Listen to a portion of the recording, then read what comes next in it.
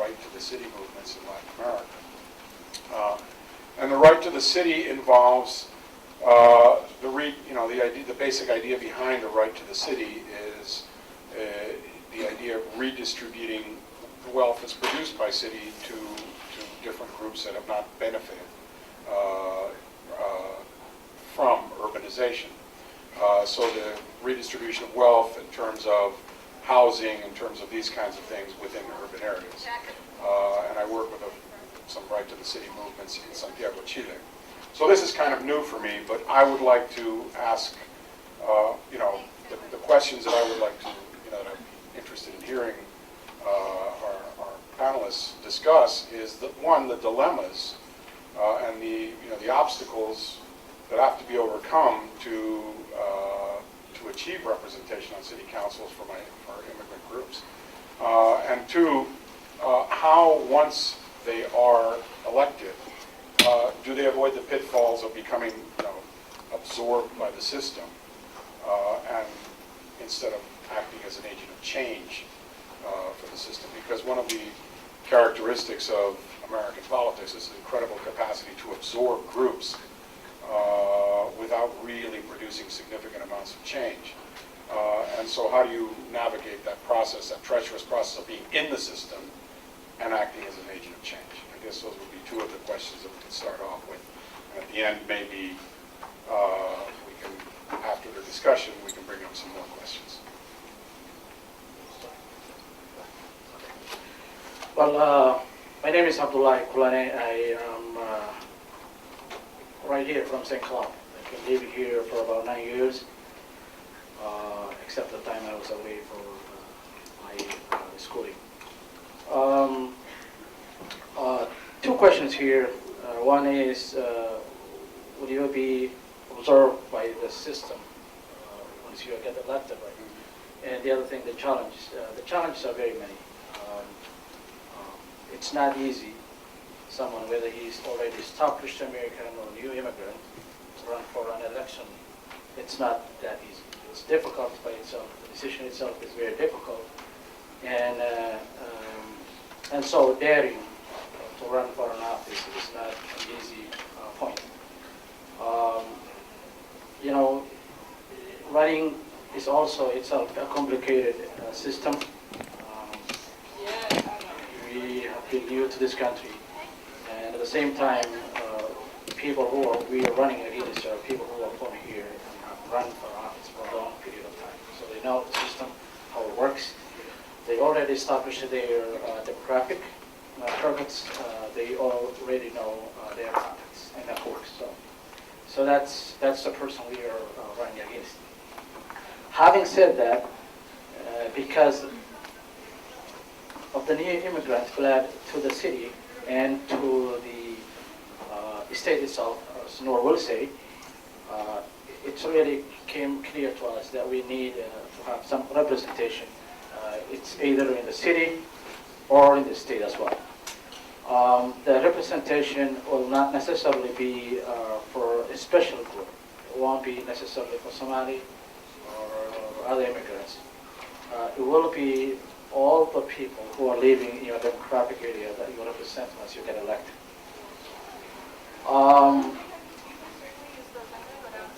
There are some favors in our side as well, because we speak a language that many of the immigrants do speak, and we identify with some of the issues that they have in the city or in the state as well. So that gives us some of the advantage, because those votes are likely in our side, and the rest are up for grabs. So in that case, we have some kind of advantage in that case. So I would say, difficulties there, challenges are there. Running itself is very difficult. The running process is new to us, and it's very difficult and complicated. And so there are some opportunities and challenges over there. But with your help, I think, I'm not campaigning when I'm saying so, with your help, we will make it. Yeah. In terms of the distribution of wealth and absorbing by the system, it's unlikely that it will absorb the newly immigrant. It might absorb second second immigration. Or it will affect those people who are born here and raised here, but it's unlikely that it will, because for three reasons, I would say. One of which is we speak different language.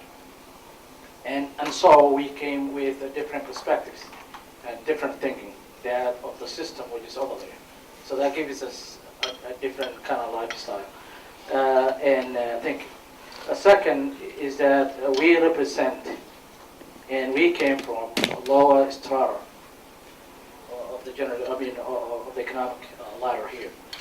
And at the same time, so it's very difficult for us to identify people who are bourgeoisie anyway, based on the sociologist language, in that political science language.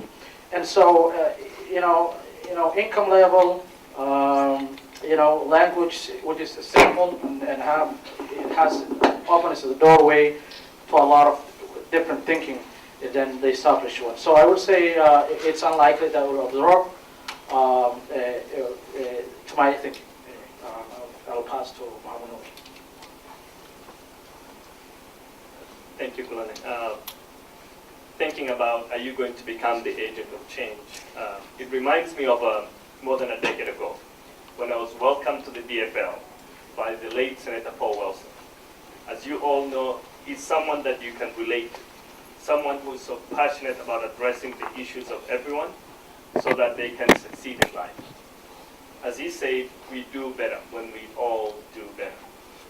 And that's something which I believe in. That's something which has carried with me throughout the process. And I think to become that agent of change, you have to look at the demographic changes.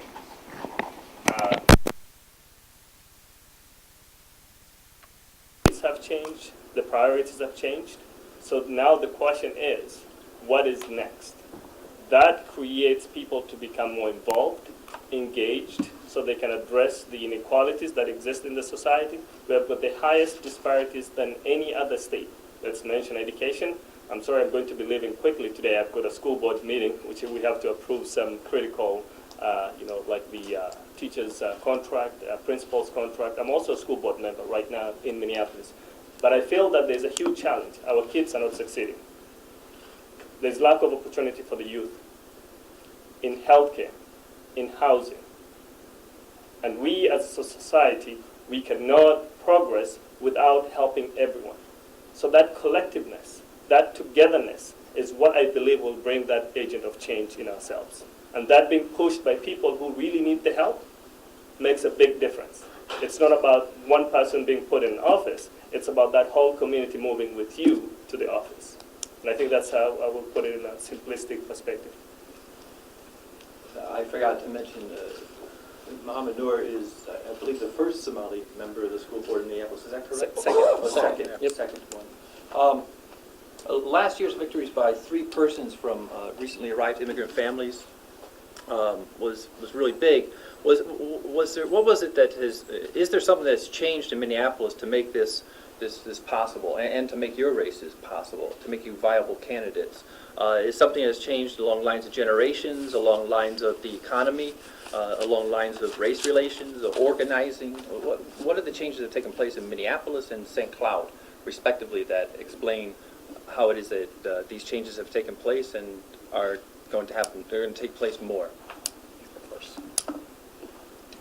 What happened in Minneapolis last year during the city council races, we've seen the first Somali city council elected, the first Hmong city council elected, and also first Latina city council elected. The reason why they were elected is because they were involved from the grassroots level. In politics, it doesn't start from the top level, somebody saying, I'm going to run for office. You have to start energizing your base initially. That means if you live in a district that's predominantly Somalis, you have to start from the bottom up.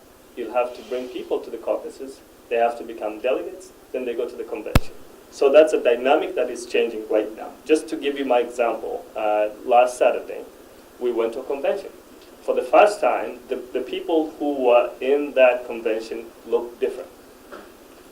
Not the regular people who will attend. Usually it's white, elderly folks who go to conventions. And that trend is changing. And not only the 3 elected individuals, other individuals were elected to the city council who are young. So there's also a generational shift that is happening right now, especially in Minneapolis. You've got city council in Ward 3, in Ward 13 and 12. All of them are young people. The reason is they can relate to the young people. They want to be part of the process now. So that's something which moves them in. Organizing, understanding how the process works, that helps. And also the needs have changed. That's critical to the process. Well, thank you. You said very elegantly. I don't think I would add anything. But the most important thing about the election last year wasn't about the persons who were elected to the offices. It was about a whole community that stood up and said, you know what, this disparity is taking us far down, and we should do something about it. And they stood up for their kids, stood up for their life, they stood up for their opportunities, and said, you know what, we're going to put people down there who are going to speak on behalf of us. And that's how it was. It wasn't about a person who campaigned very well. It wasn't, no. It was a people who fed up about this disparity that was taking people down.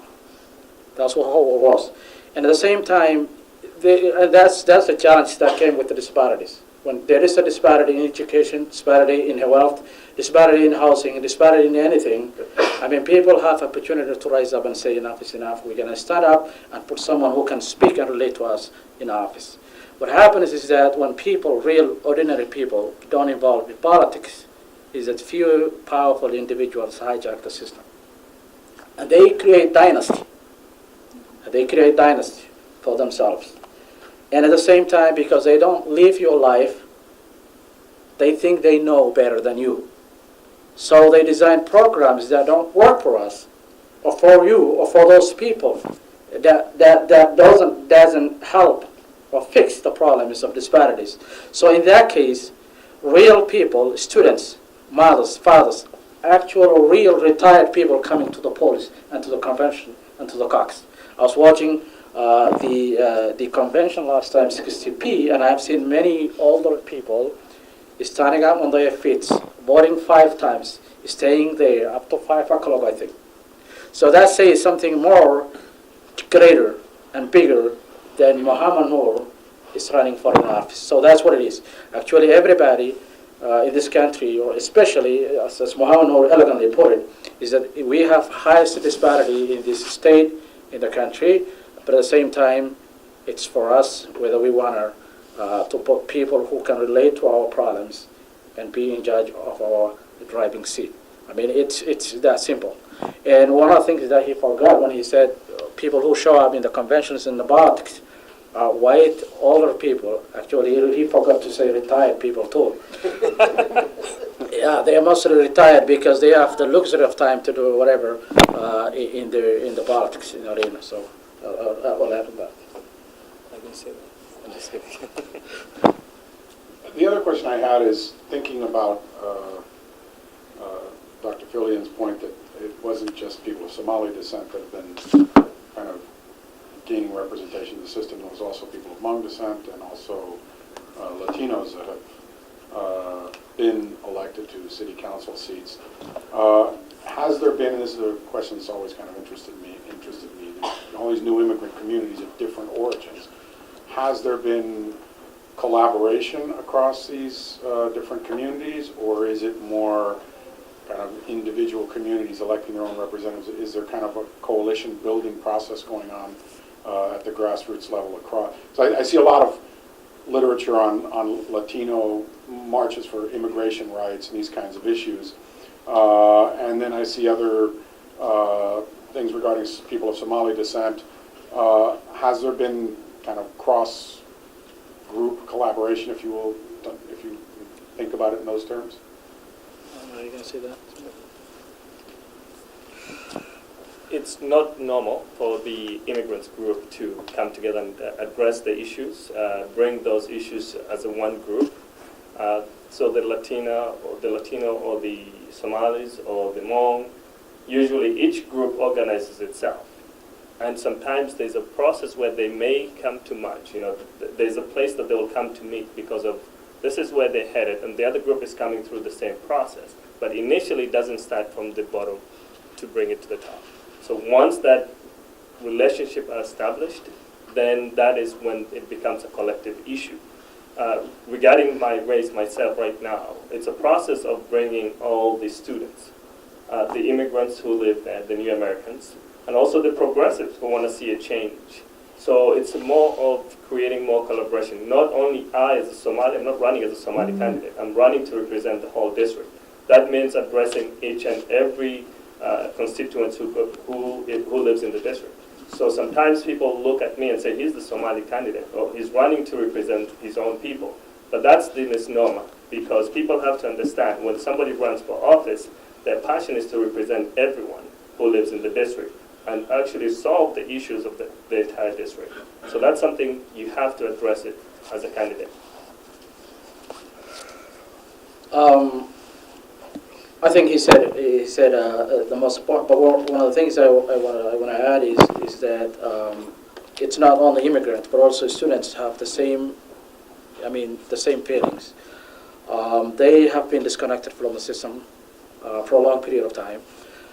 They are also feeling the pressure of being with a massive loan or debt on them. They have been failed by the system where there is a less opportunity of employment when they graduate. They see that future ahead of them. And so I think and back in my country, and in every country in Africa, you might find students has been an agent for change. In every revolutionary country, every revolution you see, it's either a labor or students who take their hands on every change that happens in every country of those countries. So I know students are part of the coalition here. We are not smartly correlating all these feelings, but I think what has happened in Minnesota, in Minneapolis, and based on my knowledge, is that the feelings that my group had, and the feelings that Somali group had, and also the feelings that Latino have had, happening coincidentally. It wasn't something that they correlated or jointly organized.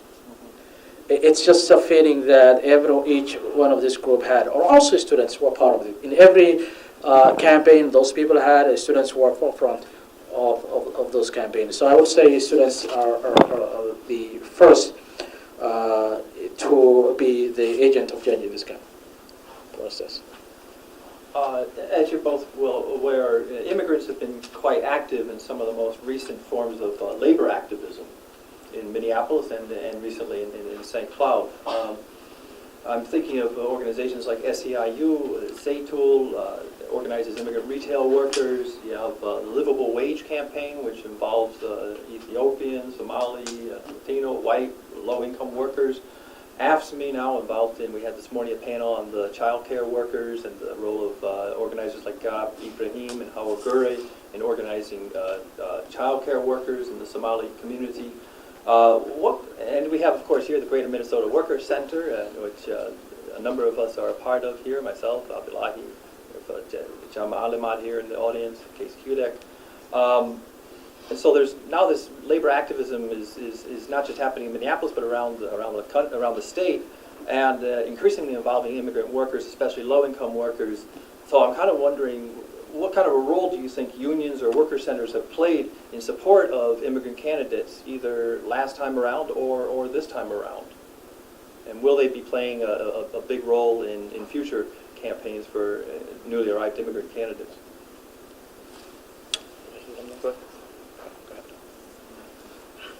I've been a member of Labor. I've been with AFSCME for a long time, and also MAPE. So actually this is not the first time that I'm running for office. I ran for the Senate. I'm running for the House now. So when I ran for the Senate, I had the Labor endorsement, because I do believe it's the labor that helps us achieve the American dream. They fight for fairness. They fight for better pay. They fight for making sure that the employers do not abuse the employees. So that kind of a protection and making sure that people have livable wage. We're right now moving forward, but once you're part of a labor union, you get to have a say in how the employment, the contract between you and the employer.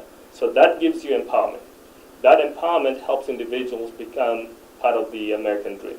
Once you gain that status, once you're involved in that process, once you have got people who are not given the right to unionize, like the child care workers and the PCA, the personal care attendants, that shows there's already a disparity there.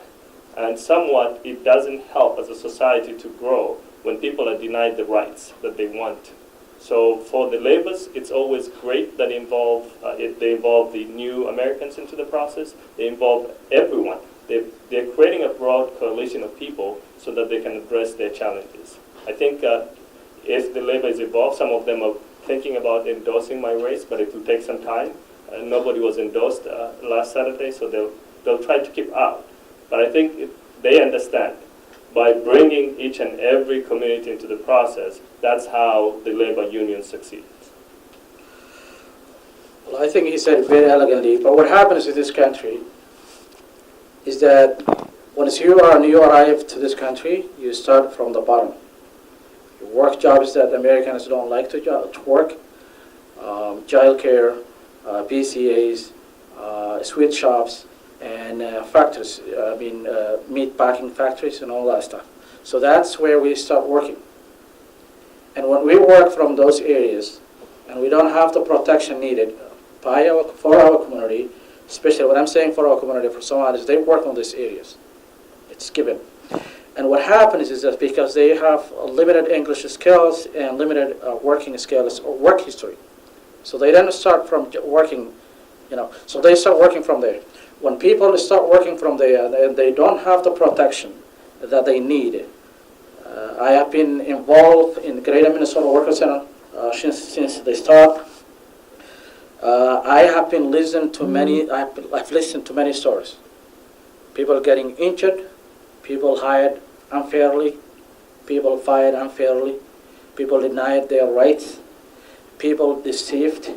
I have uncountable messages from the community. Once we have been having those kind of listening sessions. We had listening sessions. We had about 10 listening sessions that we listened to people who are working in those areas. And so, when labor is there, and those areas are not unionized, that means there is a disparity between the people who are living here, but at the same time with the same job, and us.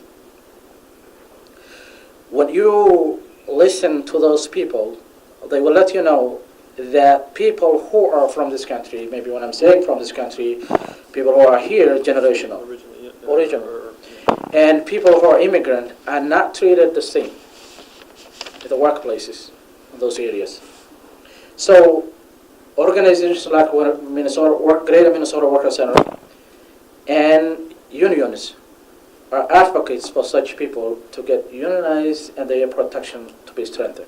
It's a really very interesting dynamics that labor unions and immigrants kind of unifying to cause change. And it should happen that way. It should happen that way because there is a mature interest here.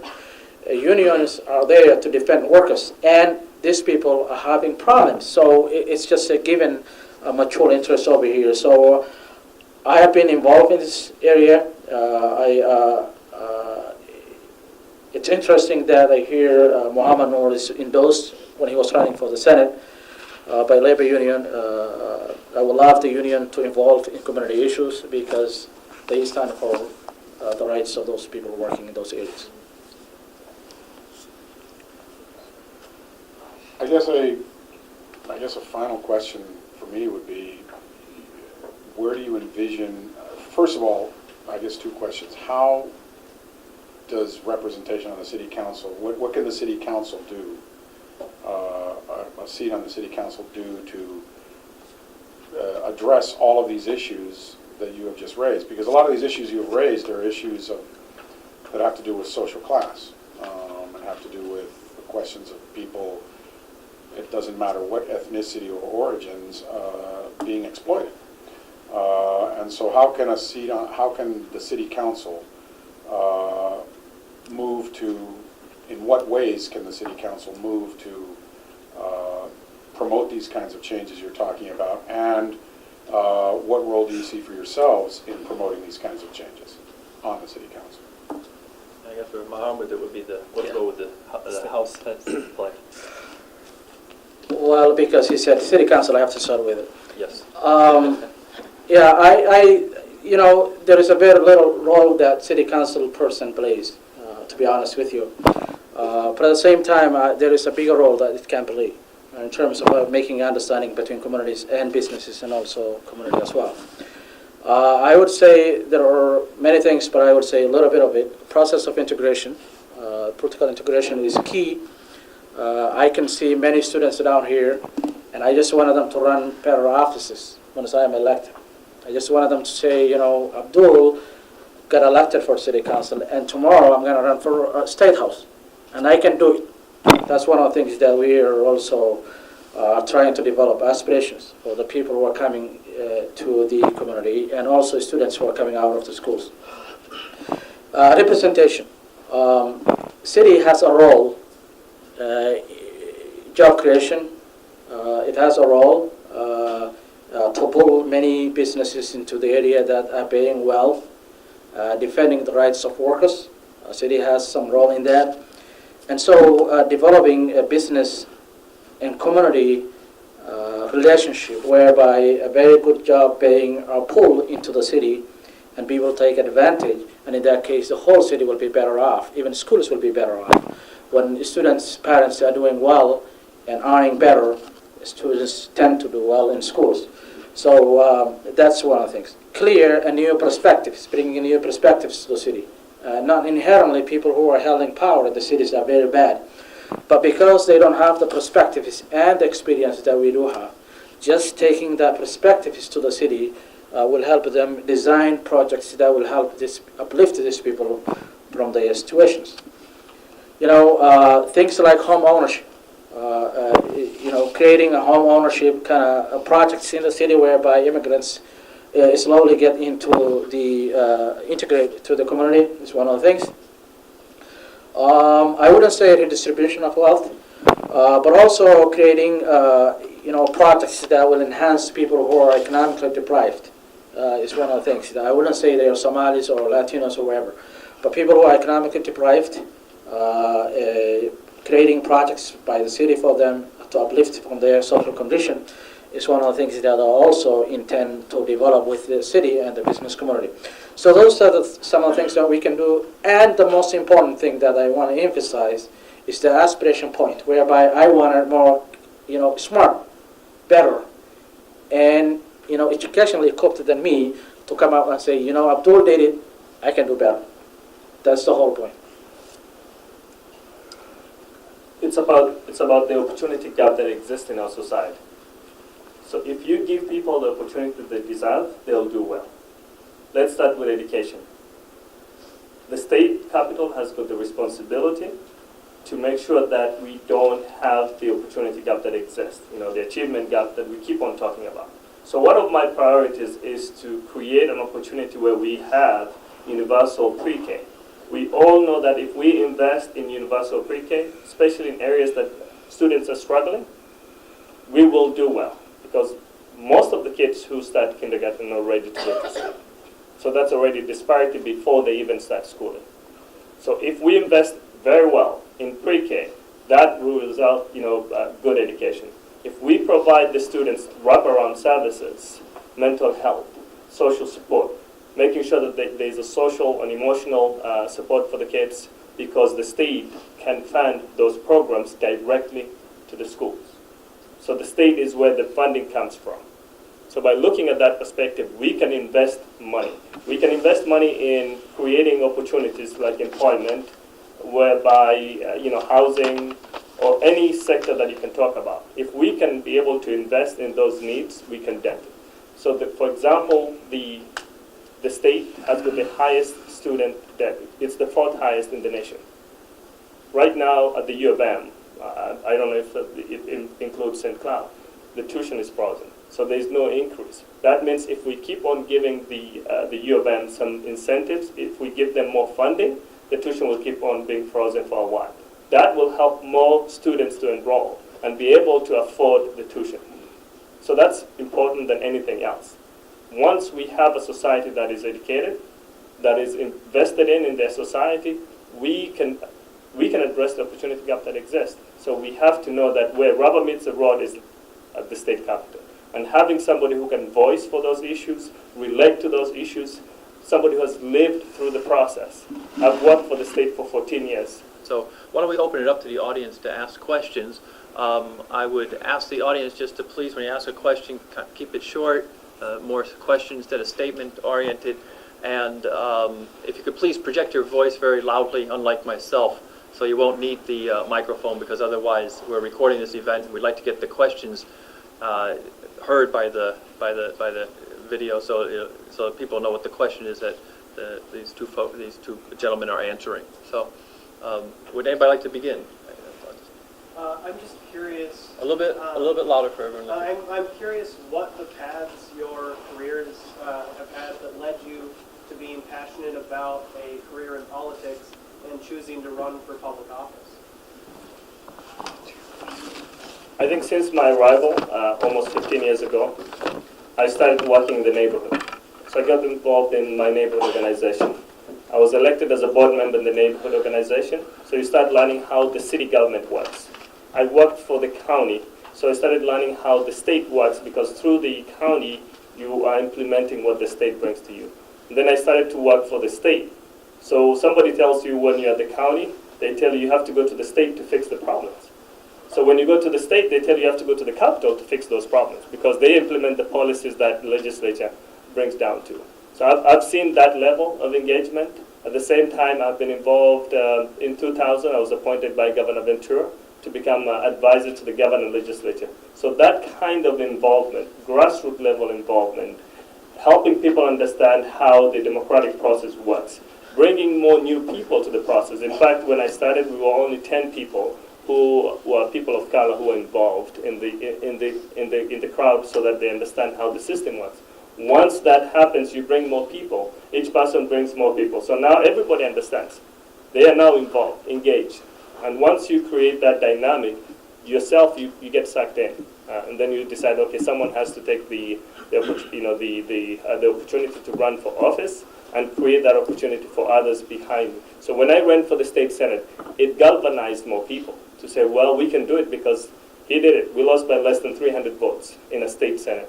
And now I'm running for the House. So that increases the people say we can because somebody else opened the door for us. Well, thank you very much for that. I think he's one of the people who opened the door for me, anyway. I have been a community activist for my entire life. Since I came here, I have been a community activist. If you go here in St. Cloud and surrounding area, in every meeting, every town hall meeting, you will see me, unless restrained by work and responsibilities. So I have been a lively advocate for the community and for the people who are marginalized most of the time. You might see me speaking up in a place whereby very powerful people are having town hall meetings. I don't keep in those areas. I do say what's right for the people. So I have been into those meetings, and I have seen that people who are marginalized and poor and unaware of the political dynamics have no voice in those areas, to be honest with you. So I decided to run for the people, as a common man, as a common person who identify with the people, with the neighborhood. I have been also involved in the neighborhood coalitions. I involved in this neighborhood coalition, in this neighborhood coalition, University Neighborhood Coalition. I have been lively contributor to the neighbors about how they're gonna, their issues, and I do understand and identify with them. So that's why. The second thing, I'm not choosing a career in politics. For me, it's not a career. It's a duty. It's a service to the people. I do have my own job. I do have my own businesses. I don't look for a job in city councils. In fact, it doesn't pay nothing. Why I'm there is to represent these people and to be a voice for them. A tireless, fearless voice for this community and for the people who are living in the neighborhood.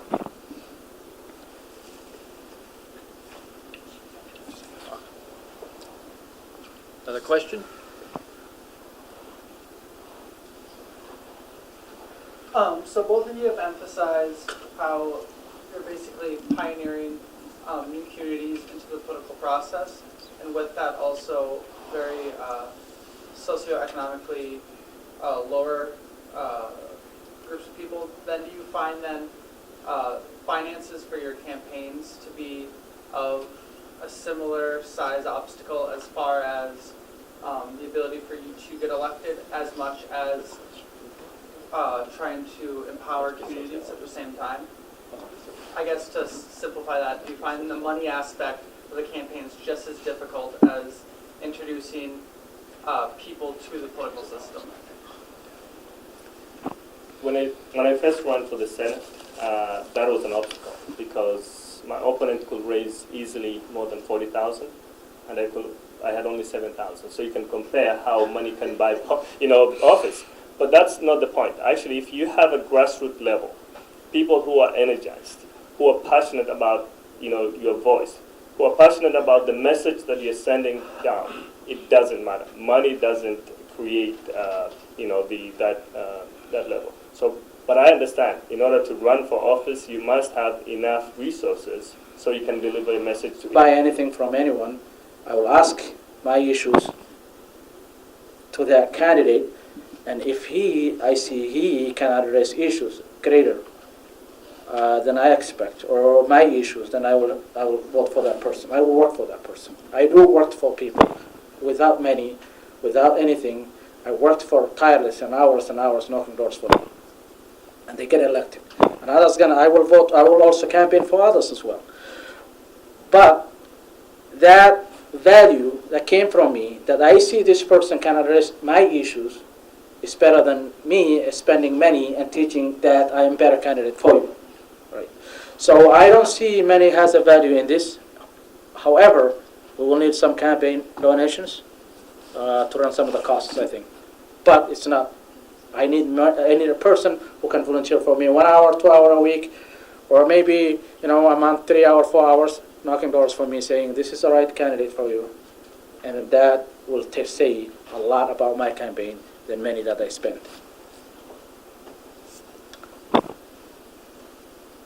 Question? I guess one more from me. What's the issue that you're most passionate about? Clearly, it's about education. I'm serving on the school board. So if we can improve the quality of education for our kids and give them opportunity in life, when 50% of the students don't graduate from high school, and we all know that, a generation ago that would have been okay, somebody to get just a high school. But nowadays, it's not enough to have a high school diploma. So if they're not even getting there, that's a big problem. I think opportunities. Opportunities are dying here in America, and we need to create opportunities and people to see. Students like you, to see ahead of where they're heading. There's no hope right now, and most important thing is the job creation, and people see that they can be in the middle class. They can make their way out. That's the important thing. Once I see an opportunity, I see a better life. I see a better community. I see a better city. I see a better infrastructure. When there is no opportunities, there's nothing. There's no life over there. Once people are hopeless, there is no life. So what I am saying is that the most important thing is opportunity, creating opportunities. He's passionate about education. I am passionate about education. But how are we going to make education better? It's giving people opportunity to work and earn better so they can make their kids better in schools, right? So that's what it is. So people have to see that they can climb the economic ladder. They have to. The economic disparity that we have right now, the income gap, it's staggering. When you see what it really inspires me, when I see Walmart sits on economy that's equivalent to the one of Norway, and yet they send their workers to the welfare system. Is that right? Is that right? That's not right. So they can pay better. They are number one in Fortune 500. And still, we subsidize their health, we subsidize their food, we subsidize their housing, right? So, that opportunity, creating an opportunity where people can say, you know what, I don't need a war, I can do better. There is another businesses or another, company that is here in St. Cloud paying better a living wage so that these parents can do better and create a more sustainable economic, and at the same time, spending that money so I can benefit, you can benefit, and the city can benefit, and the infrastructure can benefit, and everybody can benefit. So that is what I see my passionate about. I am passionate about the American dream. An American dream seems dying. I'm here to restore American dream, even though it's funny because I'm immigrant.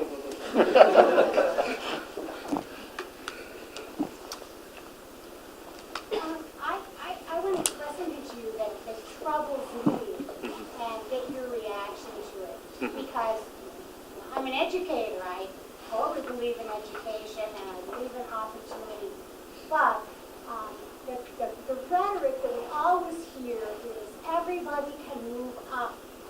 But we only move up, it seems, on the backs of another group of exploited people. And it seems to me if we all do better, if we all do better, we have to not only focus on raising one group up, but thinking about the people who will always do the jobs that don't require a college education, and that they should have a good life too, and that they should have, what can we do to assure that we all do better, not just that we all can move into the middle class? I agree with you. It's not about only that everybody will go to college. That's not going to happen at all. But giving people a chance to give them skills, computer skills, if they wanted to learn how to do programming, they don't have to go to college. They can learn, but those opportunities don't exist in the inner cities. So there isn't a place that the kids can go to and learn about computer programming. Nobody has introduced them to computer programming. My background is computer science, so I'm passionate about creating those opportunities, giving them technical skills that they can implement. Right now, we're building the stadium, and yet we don't have enough workforce who are trained enough to make sure that they can take advantage of that huge construction that's happening right next to their door. It's unfortunate that we haven't invested in workforce development that creates jobs for them and also jobs for the future. If we train people to work in the healthcare industry, they don't have to go to college to earn that license.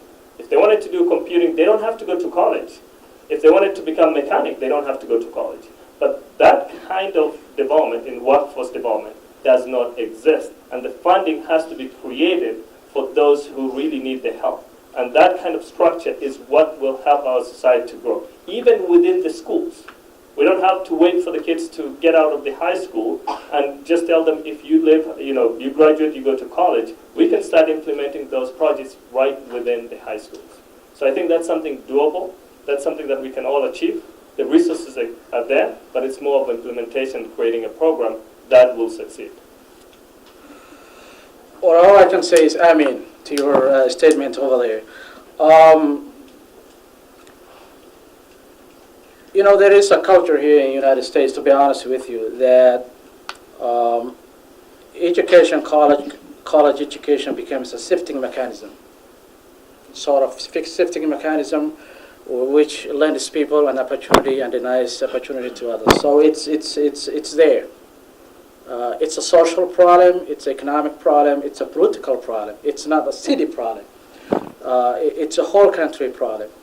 And because companies are shipping out of jobs, manufacturing jobs, good paying manufacturing jobs, and exploiting other people outside of this country, China, Indonesia, and all those countries, working on $1 a day, or $1.50 a day, and then we have here in Walmart, and we buy very cheap and think, oh, yeah, they got very cheap stuff. But once you look at the tag, it says made in Indonesia. And you got to know that one person is stood up for a day for $1 to make that happen. So they're shipping out jobs outside of the country to keep away or to run away to pay better those people who are working on it. So this is really a problem that we all have in this country. It's not specifically to a city. and to a state, but it's a country problem, it's a social problem, it's an economic problem. So how can we do better? I think what we can do better is to restore good paying manufacturing jobs into this country. And city has a little role about that. They can invite good paying manufacturing companies here, so it can create jobs and people get employed. That's how we can do it. But this culture of shifting people, denying a good paying and opportunities, some who didn't qualify, who didn't graduate actually, not qualified. There are very smart people, better than those who graduated actually, including me. I mean, Steve Jobs is more smarter than me. He never graduated. And those smart people to have an opportunity to learn skills, but at the same time to use those skills. The other thing that are very important here, that we need to emphasize, is that we have to know and identify that education is very important. And you may be troubled by this. But if you look at the state of California, they are looking third graders' achievement to project how many beds they will need in prisons. Because there is a strong correlation between the third graders' achievement, reading and writing abilities, and where they will end up. Because these people, if they don't graduate, they will end up in prison. It's happening so. There is a strong correlation between that. For me, I worked St. Cloud Correction Facility, and I have interviewed everyone who is there. And I have seen many people, majority of them, 80-90% of the people who are there are uneducated. Most of them not graduated from high school. So we cannot deny that there is a strong correlation between people who are in prison and their education background. So education is very important, but at the same time, people who don't graduate, we have to be able to give them a chance and opportunity to succeed by giving and creating jobs that will pay better so they can climb the economic ladder.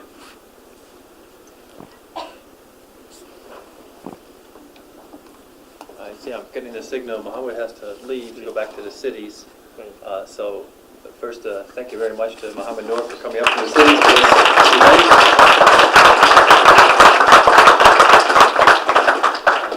If people would like to ask you more questions to Kalani, we could, or we could... Community and what kind of work they do together to support your mission and the goals that you're talking about. Well, I think women have been in our community a strong background. They raise families, they do work, and they do a lot of preparations. Women in our community, in our society, are more powerful than men at home and outside, to be honest with you. And I'm saying so because I can tell from my mom. Yeah. And what kind of role they play in the campaign is that without women, we won't win. If women don't vote, if women don't work in the campaign, we will not win. No candidate will win without women being the forefront of their campaign. That's fact. And I intend to create a massive, generate a massive volunteership of campaigners from women, students, and people of color, and also students as well. And I think they have to learn the process by campaigning for us. It's just an advantage. I have been mentored by other people who I campaign for. And I will love to see women come as a volunteer or as a leading role, take a leading role in the campaign, so they learn. They learn the process, they learn the issues, they learn what's at stake, and they learn how to campaign and knock doors and be resistant and persistent. It's not easy. For me as a man and as an immigrant, it wasn't easy for me to stand up in a public and have a public life. Right? So it wasn't easy for women as well, especially from our community. But I just want to encourage women to participate in the political process so they learn and they can run later on for their community. Not only for their community, but for women. When women run, women become a leadership role. We get better off, and you can tell from your family too. that when women are the leading role, takes the leading role, we become better off. We become very peaceful community, better off community, and at the same time, we do better in education because women are the backbone of the community. I think I will encourage women to participate and be the leading role of the campaign. There's always the exception to the rule, like Margaret Thatcher, but nonetheless, your point is well taken. I would note that it had been, there were rumors or discussion floating around that there might be, or there was at least one other woman, Somali woman, who was thinking of running for city council this round, but apparently is not. But I wouldn't be surprised if in the next round of elections, be it the city council or Senate level, statewide, that there are Somali women candidates running for office as well, just to answer Margaret's question. Any other questions?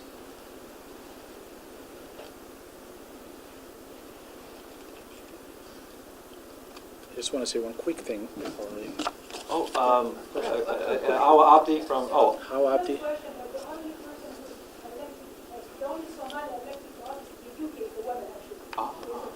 Great. a Tory? No. Good. Okay. Well, there's that Lever. precedent, you know, an awful precedent. Jama, did you have a question? Or? Yes, I have a question. I can ask my word. Of course. That's a question for Abdul. You are running as a city council in this area. Are you running for Somali or are you running for all? I think that's a very good question. Jama, you were not here when I stated that. I stated that I will be running for a city council for the ward one, the ward that's here, that this university sits on, and everybody here has a chance to vote for me when it comes to November election. And I'm running for everything, and I stated that I contribute to the neighborhood coalitions, and I'm a member of the neighborhood coalitions. I am not running for a city council, a Somali city council, kind of sort of. It's not an ethnic position. It's just general position, and everyone who has an issue can face me, can tell me, and can talk to me about the issues that they have with the city here in this area, especially students, because the demographic is here, and I tell you, I'm honest, I don't cave, are mostly poor immigrant and students in this ward. It runs from all the way from Cooper, everything east side of Cooper, and everything west side of the river. That's how it is. And what happens is that they are the last people, even snow shoveling. When every neighborhood is finished, they are the last. Am I right? And there are a lot of shanty houses here. Shanty houses. The regulations, ordinances are not kept intact. Many of you live in housing where there is, city regulations are not followed well. Homeowners will rent you regardless because you will see, you only live there 3 months, why would you care, right? But actually, the number one priority of every city is safety and well-being of the people who live there in that city. So your safety is essential, not only your safety, but also well-being. You will see a lot of people, a lot of talks here. Police will come here, the mayor will come here. What will they talk? Safety issues. They will say, so-and-so has fired a bullet here, so-and-so had a fight here, so-and-so had a fight here. Nobody will talk about the future. Nobody will talk about the future, the well-being. The well-being. Are we creating enough jobs for students? Are we creating safe places for them to live? Are we really making intact the ordinance? Are we looking for the houses and making sure that they're safe for these people to live? Are we doing all that stuff? Are we really taking the snow shovel seriously? Or are they forget constituents? That is the issue that we have here. I am not campaigning, sure, but I have to tell what I see. I think, I don't want to be rude, but this would have been, this question is more targeted towards Mohammed, but he's not here. Maybe you guys could help me your strive for wanting to like increase the enrollment of minorities and amongst the communities to get access to pre-K programs. But what I'm worried about as a student is when I do graduate out of here and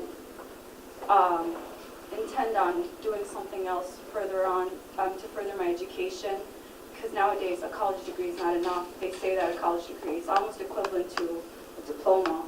So, I mean, what I really want to ask is how do I convince banks to invest in my education? Because I'm hearing that in order to even to go, when you want to go into professional schools, which are a little over 100 grand or almost like 200 grand, somewhere around that range, you'd have to have a cosigner, and that cosigner needs to be making a certain income that's actually above the minimum income that my parents are making right now. So, like, they can't be my cosigner. So what does that mean? Does that leave me out of, you know, that dream for wanting to, you know, like go into medical school? Like, what bank is willing to invest in my education? You know, being a minority, like, I feel like they're a little more fearful in investing in my education. I don't know why. I think they think that I'm not going to finish through. I'm just going to waste their money, you know. But I believe that if someone is willing to invest in my education, that I will make every dollar worth it, and I'll like pay it all off. But I'm worried. Like, do I really have to join the army to afford going to professional school? Is there another option?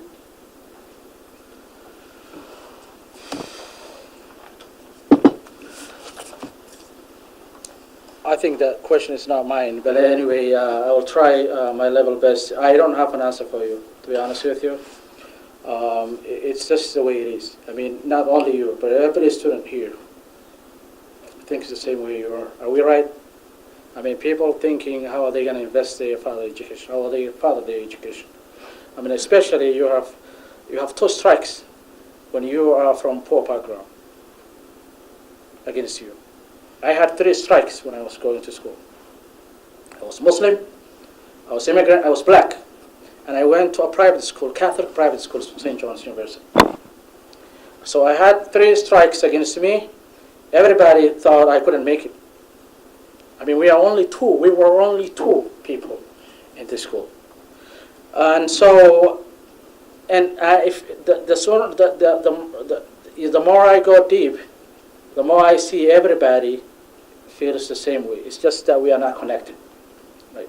You have a feelings, he has a feelings, and everybody has a feelings. He's worried about, is he going to get a job that pays well? If not, how is he going to further his education? And how is he going to get funding for that? That's a very difficult stuff. For me, I'm not running for a state office. I'm not running for a federal office. But what I can do is listen to you guys and take your ideas to the town hall meetings and the meetings that I attend, because there has to be some way that we have to deal with student loans. Many students are now defaulting. People who graduated were unable to find a job, but at the same time now defaulting. It's really becoming a pandemic. I can't do a lot of stuff, but I feel for you. I feel everybody who's here. Once they graduate, what are they going to do? The only thing I can do, to the best of my knowledge, is that I can be an advocate for you, even if it's not the city. But at the same time, I can try to create jobs for the people and pull businesses that can pay better, and also give more opportunities to people who are disadvantaged like you. I mean, talk to the business people so they can hire people who are disadvantaged already and have worries about their future. And I think the professors deal with this every day. I mean, so I think they have better insights than me, to be honest. My insight, I guess, as a sociologist would be, the only time that major changes have occurred in U.S. society and in most capitalist societies that I know of, it have been when large masses of people from below, especially in the working class, organized and demanded substantial reforms. And I think one politician alone or Kalani or Mohammed Noor, I don't think that they're capable of making those kind of changes. But the reality is that those changes can occur and do occur because, well, first of all, like I said, I think that what is happening here, regardless of what they necessarily accomplish, is transformational. I mean, compared with 10 years ago or 20 years ago, we didn't hear stories about Somalis upsetting the political power establishment, be it the Democratic Party or the Minnesota statewide political establishment. But if we want to talk about, well, what can they do? Well, what they can do is what any other politician can do if there's a movement from below that is pressuring them, holding their feet to the fire, like labor movements did in the 60s, or the civil rights movement did in the labor movement did in the 30s, civil rights movement did in the 60s, the anti-war movement for that matter, in an organized fashion, demand more from them than currently we're getting, because your story is a very good example of how the current political status quo is not delivering the goods, whether we're talking that in the form of Barack Obama or Mohammed Noor or possibly Abdullahi Kalani. But what they can do if we're organized from below is a lot more than what they otherwise either will do or could do. So the key thing is we have to look back in history and ask, well, how were changes made to address the fundamental inequalities that your story is just very representative of? Ed? And I guess with Ed, we'll wrap it up. I just wanted to echo that comment, essentially, that this is really a problem of the way wealth in this country is distributed. In the end, I heard people talking about we can all be better off, and those are very good notions, but in the end, part of this has to do with fundamentally redistributing the wealth in society, the way society has distributed wealth in this country. And that comes about, as Dr. Fillion noted, when people organize and mobilize. And so I guess a lesson for students who are being gradually, squeezed, many students who are, suffering as a result of onerous student loans and increasing burdens as far as paying the cost of education, students could begin by organizing at the campus level. And one, voting, but two, direct action campaigns, essentially. Mobilization to make your voices heard at one, the level of the administration of the university, and two, beyond. Mobilizing at this campus level and across campuses to do that. And until that happens, not much is going to get done. We can sit here and talk about it and imagine, but the way things get done is when people organize and mobilize. And as Dr. Fillion said, to hold politicians accountable and make governance difficult, make ordinary governance difficult. Following on Dr. Greaves, I can't resist noting that tomorrow there'll be a march and rally at Walmart's demanding an end to poverty wages that this Great Minnesota Worker Center is doing, and that'll be at 5 o'clock at the Sartell Walmart. And I don't think I have to explain to this audience the relevance of livable wages and getting through high school, getting through college, and having a life to live that's worth living after college. So, in any event, that's just one example of the kind of organizing that at different times in this history we've seen happen throughout the whole nation. And so it's happening and it's going to continue to happen, and that kind of organizing will help make the relevance of what Kalani and Mohammed Noor are doing all the more dramatic and concrete. So, well, I see Mary has a hand I up. just want to make one last comment. I guess what I was trying to get at with my earlier question was, I think the strain that we're feeling today is not unrelated to the decline of organized labor. And so, all jobs deserve to have a livable wage. All people deserve to have a decent life. But if you have a technical or a BA or a high school diploma or not, there's, work has value in our society, and organized labor is the one way that we can achieve that. With that, I thank you very much for your participation. I want to remind you there are a lot of hot panels tomorrow, all day long, and look forward to seeing you. Thank you. We'll be in focus. Yeah, we do. Doug, my friend, I want to